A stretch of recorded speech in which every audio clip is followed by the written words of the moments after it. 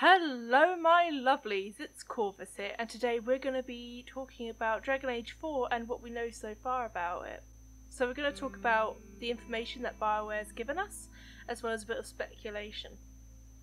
Okay, so firstly I want to mention a thing called Dragon Age Retribution. It was supposed to be a leak of Dragon Age 4 that described a lot of the details of the upcoming game. I will leave a link to this Reddit post in the description. Some of the details are very weird and way too detailed for a game that's not close to being finished yet, and it was debunked, so I just thought I'd mention it as we were talking about Dragon Age for what we know, because it was a lot of, when it first came out, there was quite a lot of misinformation spread about it. Next I want to talk about the confirmation. So basically Dragon Age 4 is confirmed. We've had multiple confirmations of this. So in October 2016 we've got a few little tweets from David Gader and Mark Darrah saying they were working on a project to do with dragons. And then in May 2017 we got an article from Eurogamer where Alexius Kennedy talks about writing the next Dragon Age, which basically was what confirmed it. Around this time they were also hiring new staff for the Dragon Age team, which would be expected if you were making a new game. And lastly, in a tweet on the 20th of April 2018, Mark Darrah confirmed he wasn't only the executive producer on Anthem, but also for Dragon Age 4 as well. Next we'll move on to another important point that I thought was interesting. So, in an interview with Video Games History, David Gader said he was the one who suggested cutting the original plot of Inquisition in half, which was originally twice as long but was considered to be bogged down by the team.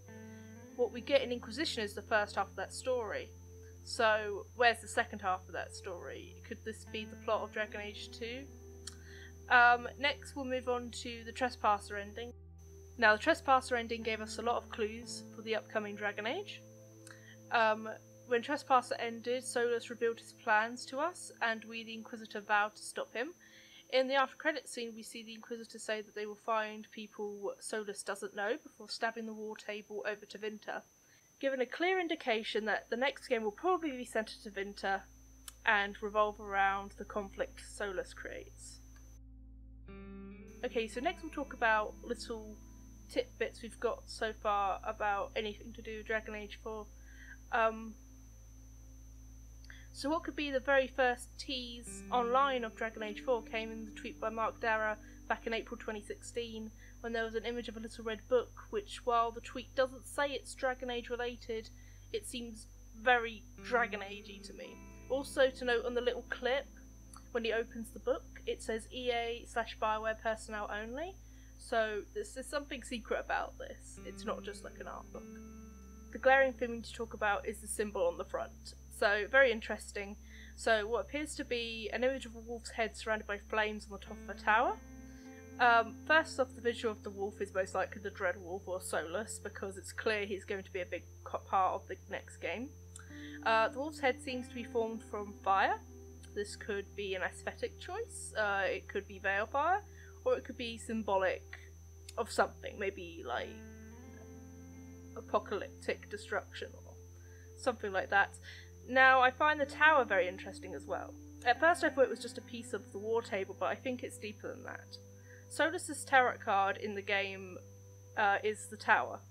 Now, the tower card represents change, destruction and chaos, which, knowing Solus, it's probably likely he's going to cause these things. So the tower being shown under Solus would make sense, as it's his tarot and symbolic of what is to come. But there's another interpretation that is that it's a chess piece, more specifically the rook. Now we'll talk about that in a moment, but let's move on to the next picture. So the next picture is the emblem of Kirkwall. This could mean we're going back to Kirkwall, or could play a part in the story. We will see. Next we have the Helm of the Inquisitor. The Helm of the Inquisitor was actually the first teaser for Inquisition that we got, and now it's showing up again for what could be a teaser for Dragon Age 4. This could mean the Inquisitor's returning, or it may be that the Inquisition will play a part if you didn't disband it. Next we have a sword with the symbol of the Seekers of Truth on it. Cassandra is in the end credits scene and of Trespasser, and the Seekers were fairly prominent in Inquisition, so it wouldn't surprise me if they come back. Moving on, we see what looks to be a sword handle with the Grey Warden symbol on it. Again, warders are an integral part of the franchise. It doesn't surprise me at all that they would be in this game, especially seeing how they were left in Inquisition. Tumblr user Wild Sisters of Phadus pointed out a very good point in their post that the image is upside down, sometimes to show distress. Things like a flag are turned upside down. Could this be why the symbol of the Grey Wardens is upside down? I thought that was very interesting. Now, the image after this is also intriguing. These are the glass windows in Redcliffe's Chantry, showing Andraste's death and subsequently becoming a divine being afterwards. But in the image, the windows are reversed. Could this mean the end of the Chantry or the destruction of what was considered divine? Could it symbolise reaching divinity as followed by death? It could also mean that things are getting swapped around, something isn't right. It's very interesting. I don't think it's a mistake because he specifically took a photo of this image, which probably means it's relevant. So it's a good image to ponder about. Okay, now back to chess, which we're all excited about. So the last image is a chessboard with one piece on it. The rook. Chess is already symbolic and is used quite a bit in media to show opposing forces like light and dark, or good versus evil. It is also seen to be more of a show of a battle of wits rather than strength. Chess has appeared in Dragon Age before, though only in Inquisition.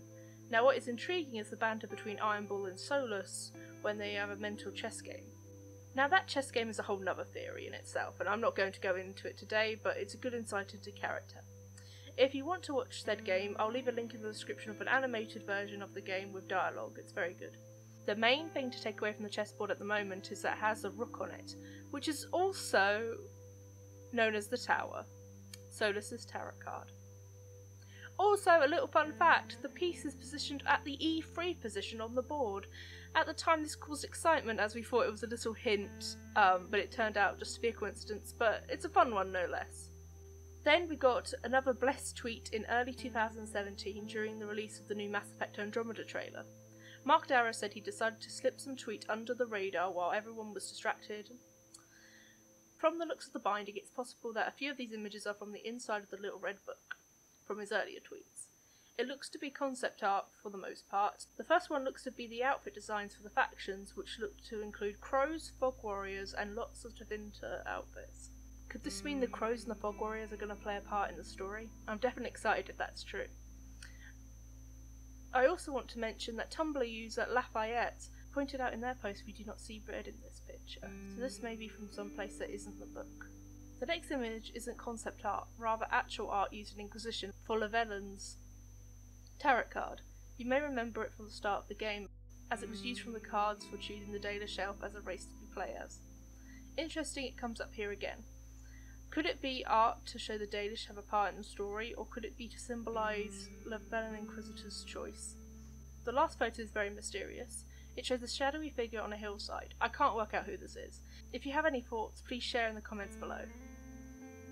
Later on we got tweets about the Knights Errant comic being post-Trespasser, meaning it was the furthest in the Dragon Age timeline so far. According to Mike Laidlaw, the comic takes place in 944 Dragon Age, sometime after Trespasser. At the end of the comic, it's revealed Tevinters may already possess red lyrium. The main character, Veya, offers to go to Tevinter for the Inquisition to investigate, and Sir Aaron joins her there. Could these characters be the companions in the next game, or at the very least be part of the story? Then in January 2018, we got another more bittersweet confirmation when in an article with Kotaku, they confirmed that they were working on Dragon Age 4. However, in this interview they also stated they were working on adding live elements to the game. This could be multiplayer, this could be an online element, or it could be the dreaded microtransactions. Let's just say, many, including myself, were not happy. Casey Hudson put out a tweet to try and quell these fears, saying the game will be story and character focused, and that the live element was continued storytelling. So, probably DLC? Lastly, I want to talk about potential release dates. Now, back in more naive days, I thought 2018 would be the release date of Dragon Age 4, but as we are now in 2018, we see this is not the case. Now, the 10th anniversary of Dragon Age is in November next year, and it would be a perfect time to release the 4th instalment, but with Anthem's release date being pushed back to spring 2019, it looks to be very unlikely that Dragon Age 4 will come out the same year. So that's about it, guys. Thank you for watching, hope you enjoyed, and I'll see you in the next video.